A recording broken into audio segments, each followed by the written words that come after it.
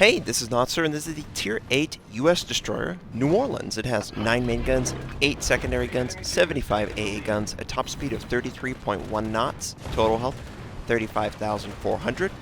For my modules, reduce crit chance on main battery, increase main battery accuracy, reduce flood and fire chance, faster rudder shift, and concealment.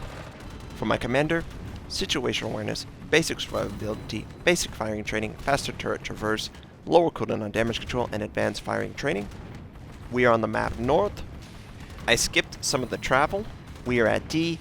The enemy aircraft carrier sent all of their squadrons. We were able to deal with them.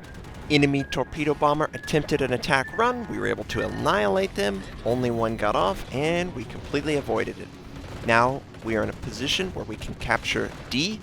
A friendly cruiser on this flank has chosen unwise. He is going to go into the mouth of hell. He's going to rush straight forward because that's the perfect strategy. Win in a scenario where there are 2 enemy destroyers with smoke and there's a bunch of enemy ships that are able to fire on your position. That seems like a great strategy. Let's see if it works out. Spoiler alert, it's not going to work out. Who's going to be the lucky enemy that gets the kill? Is it going to be a destroyer? Is it going to be an enemy cruiser? The Otago sends out torpedoes in an attempt to fight the Nicholas. It's point-blank range. It's basically hand-to-hand combat. And is the Nicholas going to send out torpedoes? Is he going to kill the Otago? The Otago, shockingly, is dead. I know, this is shocking. We did capture D. The friendlies have captured A. Nobody has captured B. And the rest of my team is just sailing around, blissfully unaware that there's actually an engagement occurring, while I'm just trying to survive. We've got constant aircraft incoming. We're going to have to deal with it. We're going to try and at least head north to evade any incoming. We've got a couple enemy cruisers incoming. There were at least 2 enemy destroyers at sea, and my spider senses were tingling. At this point, I just felt the enemy destroyer wants to use the gap. He really does want to use the gap. So I thought I would try and hang around, kill the enemy destroyer, and then see what happened from there. I saw the enemy cruisers headed this way, so I know they want to get in this area. I would love to kill the enemy destroyer very quickly and then move on. I'm not getting the support I need, neither from my friendly aircraft or from my team. They are all in the west doing nothing. Now, there's at least 4 ships in this area, right? 2 destroyers, 2 cruisers. And there's only me and a friendly cruiser. So they have at least an advantage of 2 ships on the enemy. And they can't push. Like, what are you guys doing? Battleship, stop sniping. Move forward, especially the Tirpitz. The Tirpitz is a turtle. It can take a lot of damage. It can dish out a lot of damage. It's a really tough nut to crack. I know I'm using like a million different metaphors, but it's really tanky. Use the tankiness. Go forward into the enemy. Absorb the damage. Kill everything. The Nicholas goes through the gap. Very predictable. We fire. The back gun is only available. We land 2 of the 3 rounds. We do around 2k damage.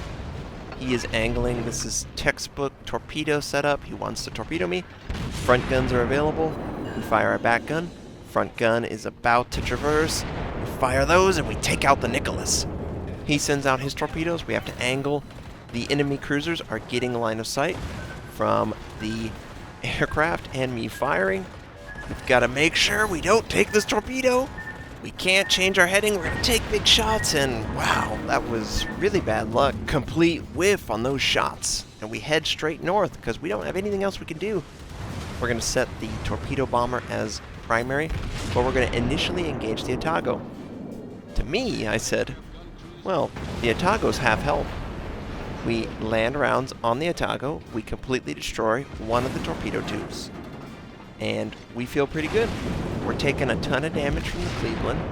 And in this scenario, I felt like it was the right choice to go after the Otago. We're getting some nice lag, which is fantastic, of course. One of them's firing AP. Bad strategy.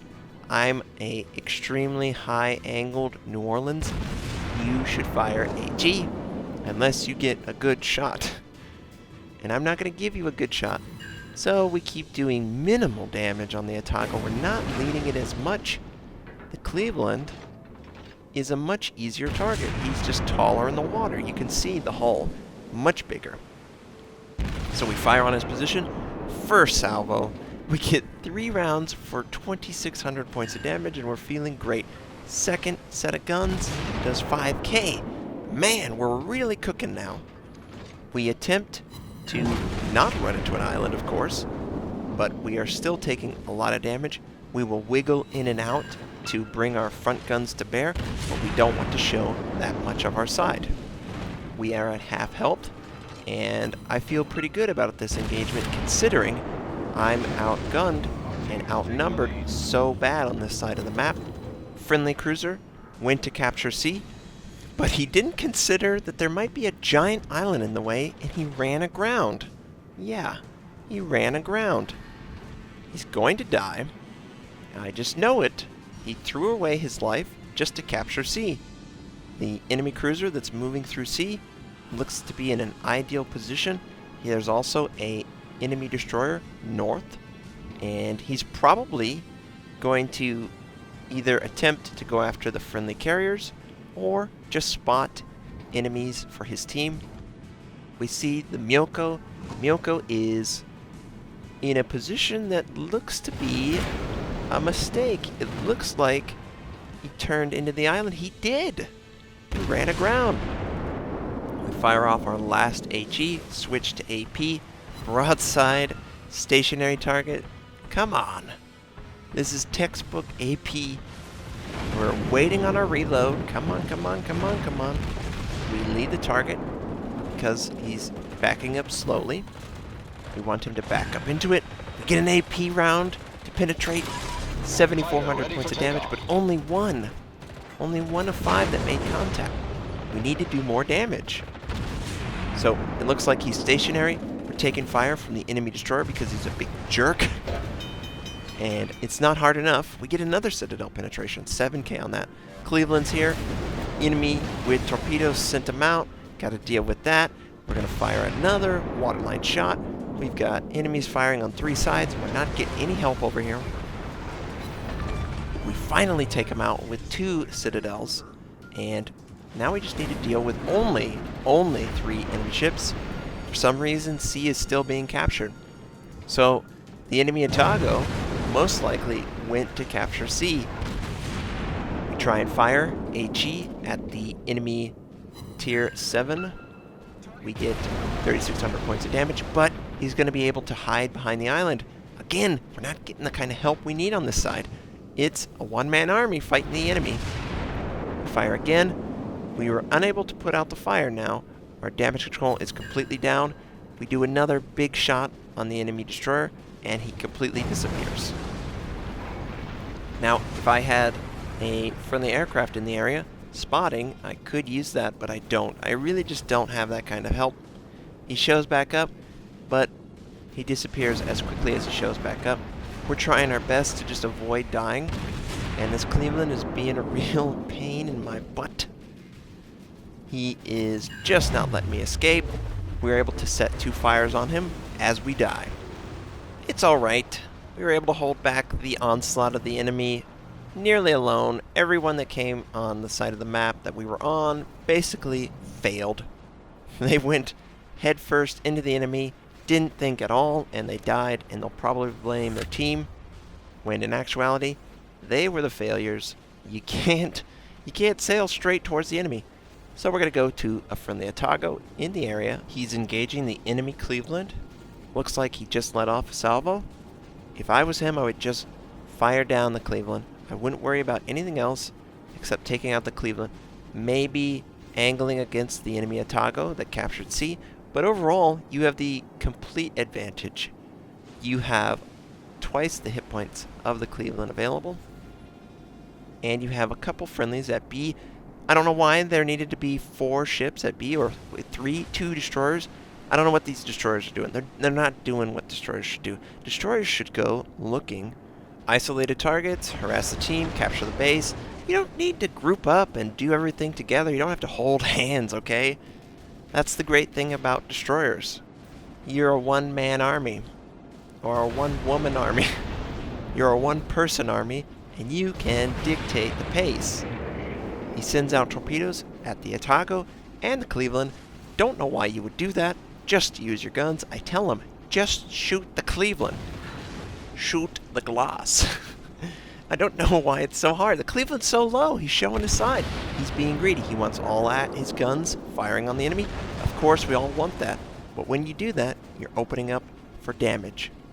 And it looks like he sets them on fire. I know he had to use damage control in less than, a minute, 2 minutes ago. So he should be fully susceptible to dying to this.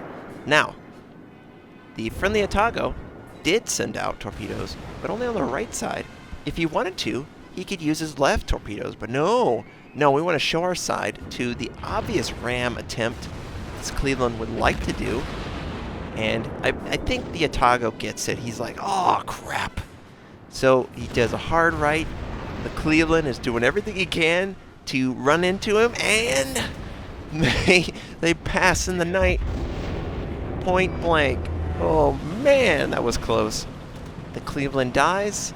The Otago lives. And history will say that the Otago masterfully sailed around the Cleveland, when in actuality, it was dumb luck that he was able to avoid the Cleveland. And he was lucky that he had teammates in the area. Enemy aircraft carrier came the eastern flank. Makes sense for the amount of enemies that I had to deal with.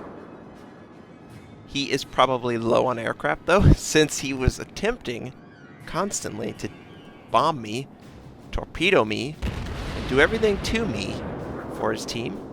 But obviously, that's the one thing that New Orleans is actually good at, is killing aircraft.